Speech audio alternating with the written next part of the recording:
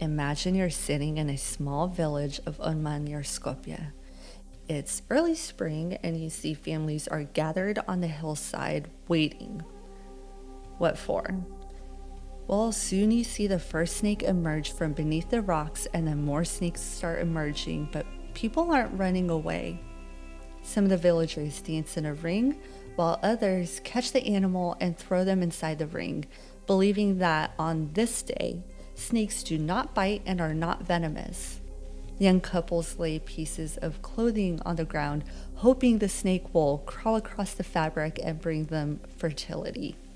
If someone told you this happened in ancient Greece, you might believe it. But traditions remarkably similar to this survived in parts of the Balkans until surprisingly recently. And that raises an interesting question. How did one of humanity's most feared animals become one of the most respected symbols across the Balkans?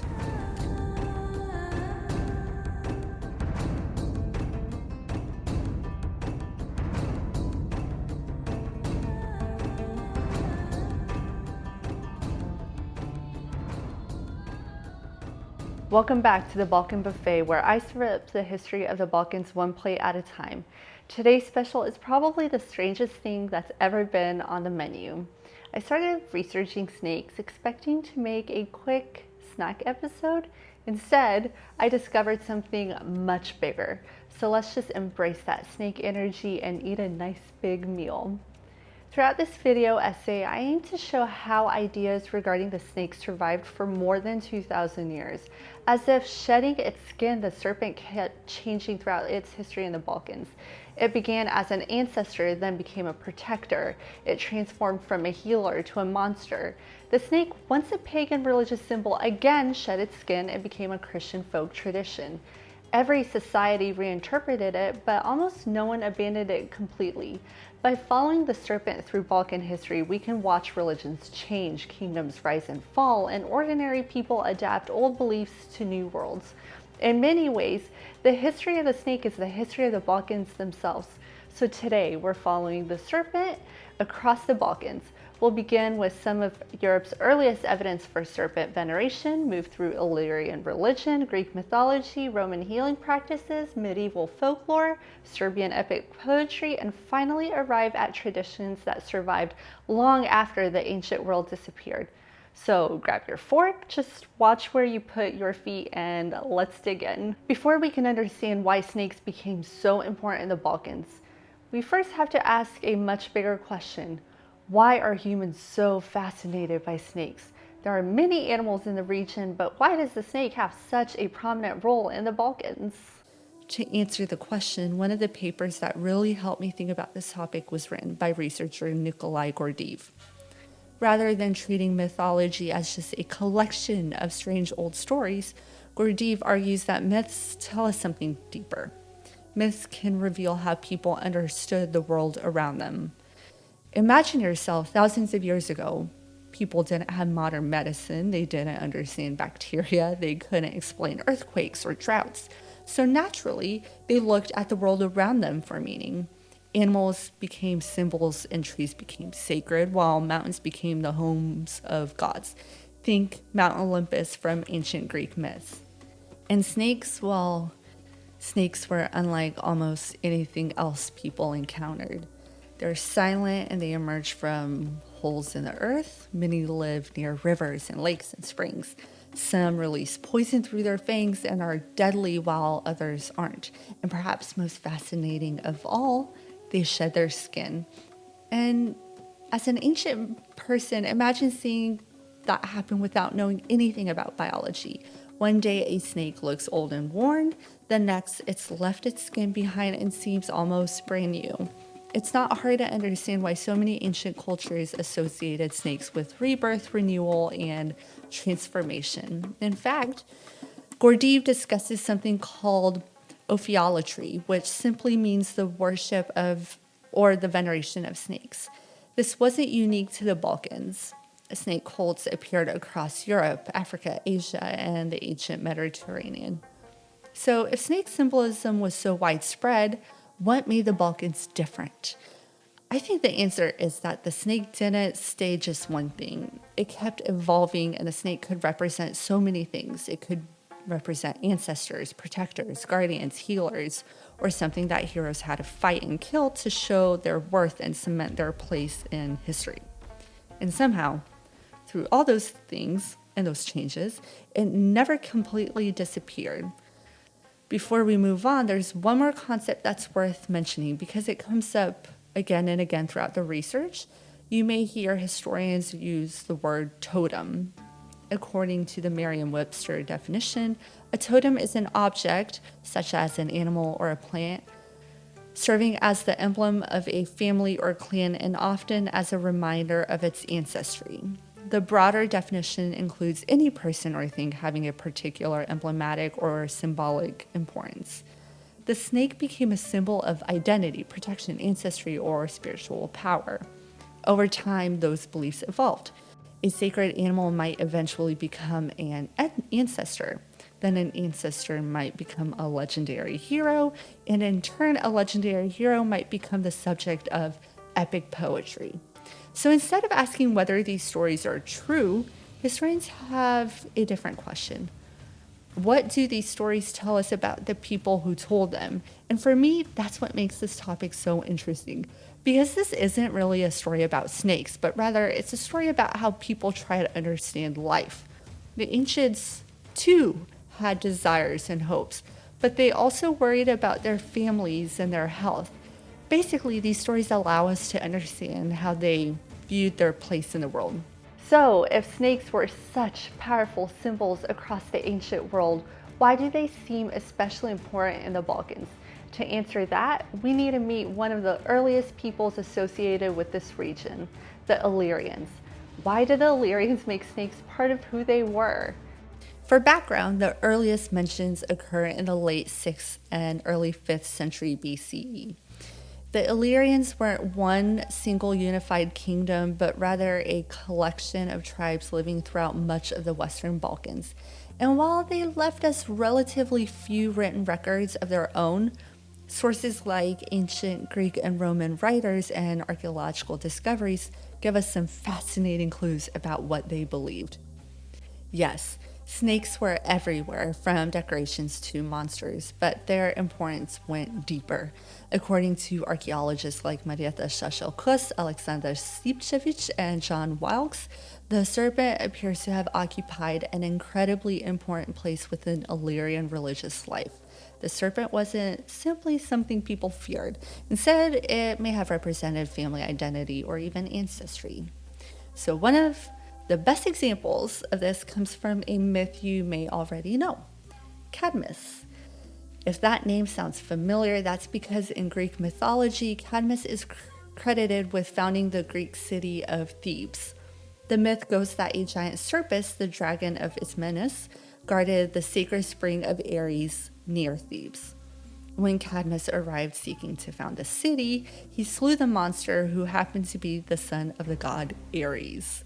The goddess Athena told Cadmus to bury the serpent's teeth in the ground, and from this sowing sprang a group of fully grown and armed men called Sparti or Spartoi. Since the dragon was sacred to Ares, the god made Cadmus do penance for 8 years by serving him. Once the 8 years were over, the gods gave him a wife named Harmonia. She was the goddess of harmony and concord, and also the daughter of the goddess Aphrodite. And guess who? Ares again. This is where things get interesting when it comes to the Illyrians.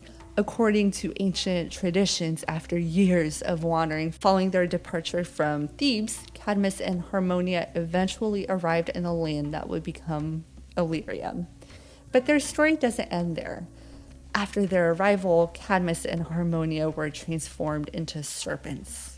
Why, you ask? Well, to avenge his slain son, the dragon Ismenus, Ares decided to transform Cadmus and Harmonia into serpents. And according to the tradition preserved by later writers, they remained there for the rest of their lives. Even more interesting, their son Illyrios became the legendary ancestor of the Illyrian people. The question we need to ask is, why would people tell a story like this? Why make the founders of an entire people descend from serpent imagery? For historians like Marietta Shashalkus, stories like these suggest that the serpent was unique to other animals. It had become intertwined with ideas of ancestry and identity. One of my favorite things about history is when mythology and archaeology suddenly start telling the same story. Because mythology can tell us what people believed, but archaeology can show us what they actually made, wore, and buried with their dead.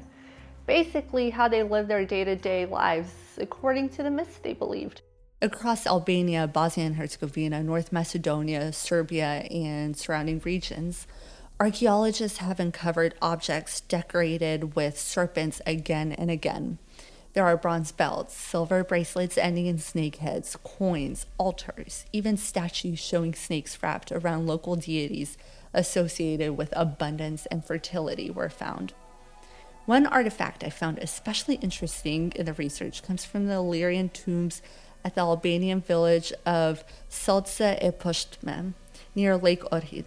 Specifically, a bronze belt buckle dating to around the 3rd century BCE was uncovered, which depicts warriors in combat. And watching over one of the horsemen is a giant serpent. The warriors don't seem to be attacking the serpent, but rather the serpent seems to be protecting them. That detail is important because it suggests the serpent wasn't simply a dangerous animal. It may have functioned as a protective symbol, a kind of supernatural guardian. But one artifact doesn't tell us whether the symbolism was widespread. To answer that, we have to look beyond individual objects and answer a bigger question. Were there entire communities whose identity became intertwined with the serpent? That's where we meet one of the earliest peoples associated with the Western Balkans, the Enchelei. One of the earliest tribes associated with this region was known as the Enchelei, settled in southern Dalmatia and northern Macedonia. Their name comes from the Greek word for eel or water snake. So imagine an entire people being remembered by another culture as the snake people. According to John Wilkes, the myth of Cadmus and Harmonia becoming serpents was closely connected with the region around Lake Ohrid, modern-day Albania and North Macedonia, where the Enchelei lived and welcomed Cadmus and Harmonia to live in their tribe. So the Enchelei are thought to have lived near the lake prior to later Illyrian groups that became dominant in the area. In the neighboring Dardania, near present-day Skopje, North Macedonia, a marble altar was found, and it is at present immured in the threshold of the Church of St. George near Serpent. Although the inscripted surface is almost obliterated, there is a dedication to Jupiter and Juno, along with Draco and Drakenna, revealing that the pair were locally important deities. Draco is the Latin word for serpent or dragon, and then the Latinized Drakenna is a female serpent or dragon who was occasionally portrayed with human-like features. And some examples include Lamia, Scylla, and sometimes Medusa.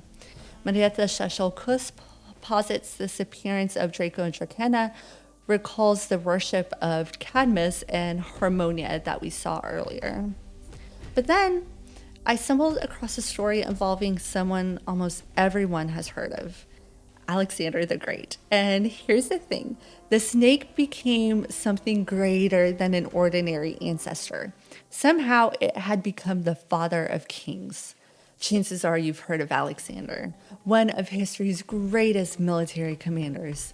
By the age of 30, he'd conquered an empire stretching from Greece to Egypt and all the way into India. But before he became Alexander the Great, he was simply Alexander, the son of Philip II of Macedon and Queen Olympias. Or at least that's the official story. Because according to several ancient traditions, there was another explanation for Alexander's birth. Let's just say it's a strange birth story. Alexander's mother, Olympias, has always fascinated historians. She was the daughter of the king of Epirus and eventually became queen of Macedon through her marriage to Philip II. Ancient writers describe her as deeply involved in ecstatic religious rituals associated with Dionysus, and several later traditions connect her with snakes. One story preserved by the ancient biographer Plutarch tells us that a few nights after their wedding, Philip witnessed a giant snake lying by Olympias as she slept in the bedroom. According to the story, Philip was so disturbed by what he saw that it permanently changed his relationship with his wife. And according to another tradition, as Zeus is prone to do if you're familiar with Greek myths, he took the shape of an animal, in this case a snake. Zeus visited Olympias in order to seduce her in his snake form, since she was an adherent to a holy snake cult. Alexander, therefore, wasn't simply the son of Philip, he was the son of Zeus. Now, if that sounds familiar, it's because this wasn't unique to Alexander. Throughout the ancient world, rulers often claimed divine ancestry. Some traced their lineage to gods and others claimed miraculous births. These stories weren't necessarily meant to be read as modern biographies. They were political, religious, and symbolic, but all helped the ruler strengthen their power and get the people they ruled over on their side. Seriously, if your father was a god, your right to rule suddenly looked much stronger. In Alexander's case, what better symbol than a serpent? Because by now, we've already seen that snakes were associated with ancestry, protection, and sacred power. So the serpent wasn't chosen randomly. It already carried centuries of symbolic meaning. But why a snake? Why not an eagle or a lion to symbolize Alexander's power? The answer may be that across much of the ancient Balkans and Eastern Mediterranean, snakes already occupied a unique place in religious thought. They already blur the line between the human world and the divine. For example, Python protected the sacred oracle at Delphi, and Hydra guarded the entrance to the underworld in Lerna.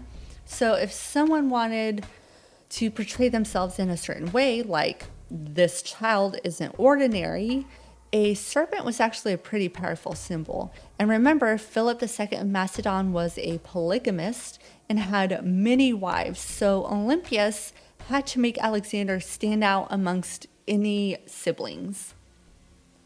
Alexander's connection with snakes didn't end with his birth. Centuries after his death, Alexander gradually became associated with another serpent figure called Agatha-daimon, a protective snake deity connected with the city of Alexandria. According to the Alexander romance, Alexander killed a great serpent that lived in the marshes where Alexandria would later be founded. Rather than simply destroying it, he ordered a shrine to be built in its honor. From that shrine, countless snakes supposedly spread throughout the city and took refuge in the houses of Alexandria. Alexandrians would worship the snakes as benevolent deities that protected the cities, and images of Agatha-daimon were hung in the houses for protection or tied to their bodies as amulets to prevent illness or cure disease. Some even believed Alexander himself possessed healing powers after his death, in which they wore coins with Alexander's image in hopes of curing a specific illness. Furthermore, the Temple of Agatha-daimon and the Temple of Alexander are thought to be one of the same, since sacrifices to the city's protector snakes were held in the same area where Alexander's temple may have been. So instead of fearing them, the people welcomed them. So snakes became the ancestors of entire peoples and the fathers of kings. But they also got even closer to the ordinary person. Instead of studying kings or famous battles, archaeologist Dr. Tsatsu looks at something much smaller in a fascinating paper published in 2024. Specifically, we're talking magical gemstones. Tiny engraved gemstones with snake images were worn by people who genuinely believed the gems could heal them. And these tiny objects tell us an incredible amount about the hopes, fears, and everyday lives of ordinary people. These weren't simply pretty stones. People carried them because they believed they worked. These stones had magical powers such as protection from disease, aided with fertility, and ensured success in love affairs. Studying gem amulets can unveil the needs, desires, and innermost thoughts of countless anonymous individuals in antiquity. The first reference to the use of amulets in ancient Greek literature is found in Pindar's Third Pythian Ode, written in the early 5th century BCE. The literature describes the practices of Asclepius, who had as one of his techniques the application of an amulet to the body of the patient. Additionally, the ancient Greek playwright Aristophanes had a character in his play Plutus who asserts he is not afraid of bites because he wears a ring for which he paid a drachma. Although it's difficult to know how much one drachma would be today, it is thought to be the daily wage of a skilled worker or a hoplite soldier. Aristophanes gives another clue in that in wasps, a daily half drachma of a jur is enough for the daily subsistence of a family of 3. So imagine spending 2 days worth of subsistence for a family on a gemstone. When I hear this, I imagine these guys as the original crystal girlies.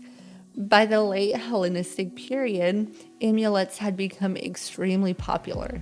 The beliefs weren't terribly different from today, where specific crystals are associated with certain things they can fix or heal, allegedly. For example, lapis lazuli being beneficial in the regulation of the endocrine and thyroid glands. People wanted something they could carry with them and something that made them feel protected, something that gave them hope.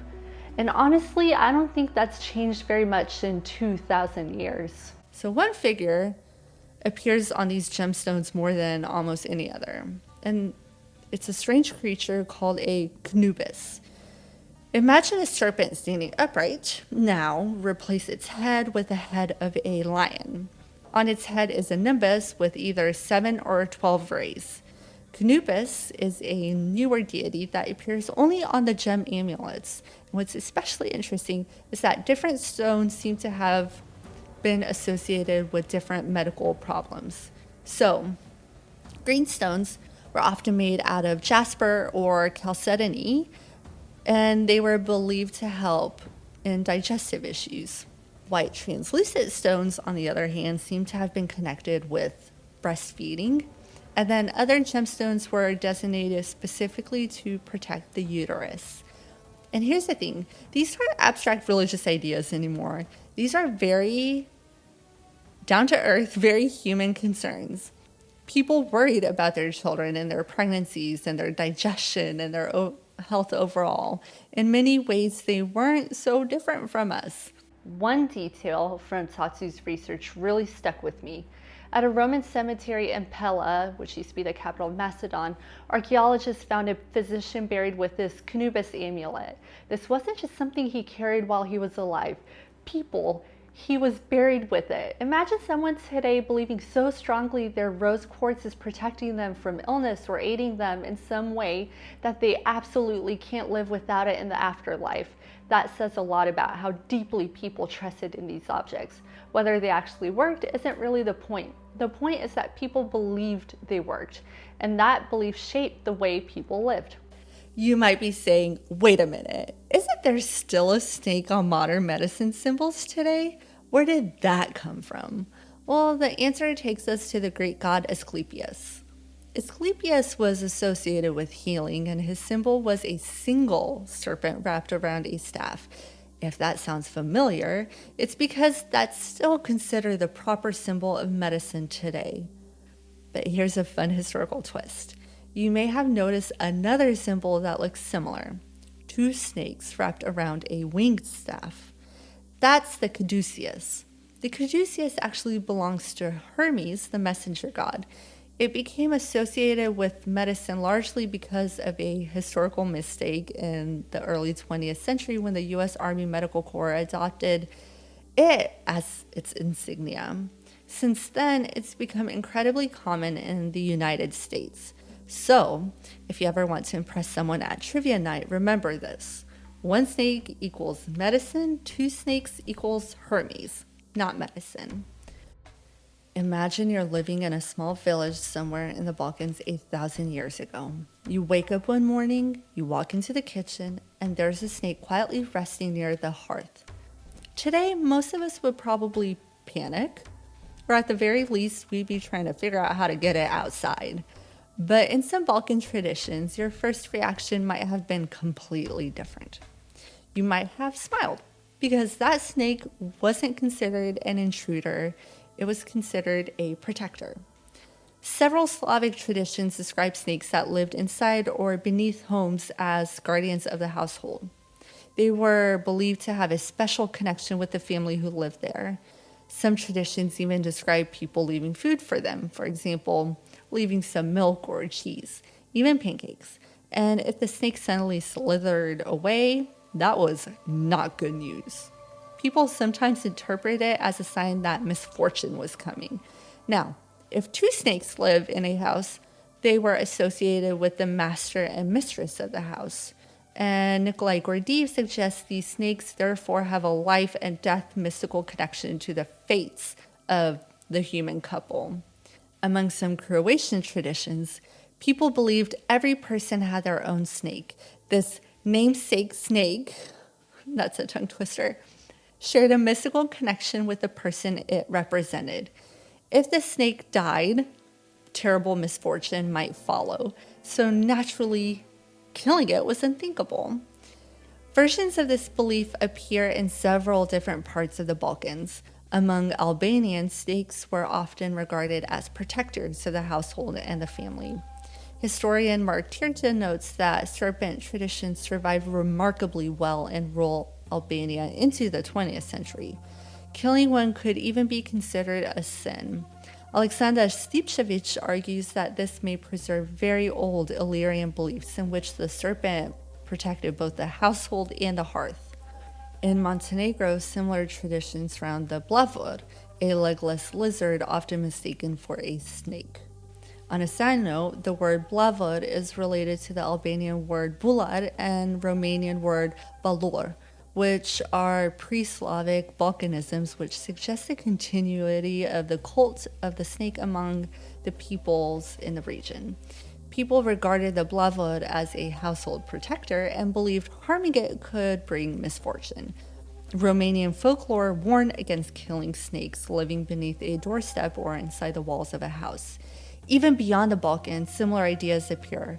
For example, in Czech traditions, a house spirit called domací appears in the form of a snake. Different languages and different cultures, but remarkably similar ideas. Another thing that fascinated me was how long these beliefs survived. By the Middle Ages, most of the Balkans had become Christian, but that didn't necessarily mean older traditions disappeared overnight. Instead, many simply adapted. For example, Christianity incorporated various pagan beliefs and practices over the centuries as it spread across Europe and the Roman Empire. Long before it became Christmas, December 25th marked the Roman festival of Sol Invictus, or the unconquered sun, celebrating the shortest day of the year and the return of light to come. Some serpent traditions became local folklore and others continued as family customs, and some traditions seem to have survived quietly in rural communities for centuries.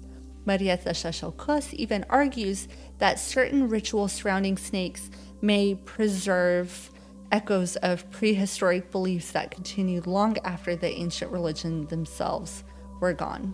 I think we have to remember this when studying history. People don't usually wake up one morning and completely abandon everything they believed the day before. Traditions blend together and old ideas take on new meanings. The sun motif used to signify divine figures in pagan iconography, but then became the halo in Christian art. The stories change, but sometimes the symbols stay the same. By now, snakes have been surprisingly sympathetic, but how did the same animal also become one of mythology's greatest villains? How can some cultures leave cheese for a household snake, but also celebrate heroes who spend their lives killing dragons and serpents? These ideas might not be as contradictory as they seem, and that's exactly where we're headed next. One thing you'll notice in myths about snakes is they rarely appear randomly. They're usually guarding something such as a spring, a lake, a sacred grove, or a temple. It's almost as if they're standing between our human world and somewhere people were not supposed to enter. In Greek mythology, one of the best known examples is Python, the son of Gaia. Python guarded the sacred oracle at Delphi. Then Apollo arrived and killed Python while claiming the sanctuary for himself. The same pattern appears again with the Hydra. Hydra was a monster who had many heads, and for every head that was chopped off, Hydra was able to regenerate two in its place. A guardian connected with the marshes of Lerna and the entrance of the underworld. Eventually, Hercules came along and was able to kill Hydra. Even Perseus saving Andromeda follows a similar structure. The sea serpent monster Cetus emerges from the sea and the hero defeats it. Order is restored. As we've seen, many of these serpent monsters were originally guardians rather than villains. What's behind this thinking? If a spring provides water to an entire community, it's incredibly valuable. But if a serpent becomes associated with protecting that spring, what happens when a new religion or a new hero enters the story? The guardian may suddenly become the obstacle. The old sacred symbol becomes the monster. Perhaps no figure captures this transformation better than Saint George. We saw heroes defeating serpents in Greek mythology. By the medieval period, that role had passed to Christian saints. St. George's dragon wasn't simply a monster. It inherited centuries of symbolism associated with sacred serpents, dangerous wilderness, and the triumph of a new religious order over older beliefs. The hero changed, the religion changed, but the serpent remained. This idea becomes even more interesting when we move into Serbian epic poetry. Here we meet legendary heroes known as junaci, who constantly find themselves battling serpents, dragons, and dragon-like creatures. Marko Kraljevic fights a nine-headed Allah, a serpent demon whose job it is to produce thunderclouds and hail over cropland in order to ruin the crops. Banovic Sekula battles monstrous serpents connected with water, and other epic heroes seem almost destined to confront snake-like beings. But here's another twist. Some of these junaci aren't completely separate from serpents. Several Serbian epic heroes are described as having serpent ancestry or serpent-like characteristics.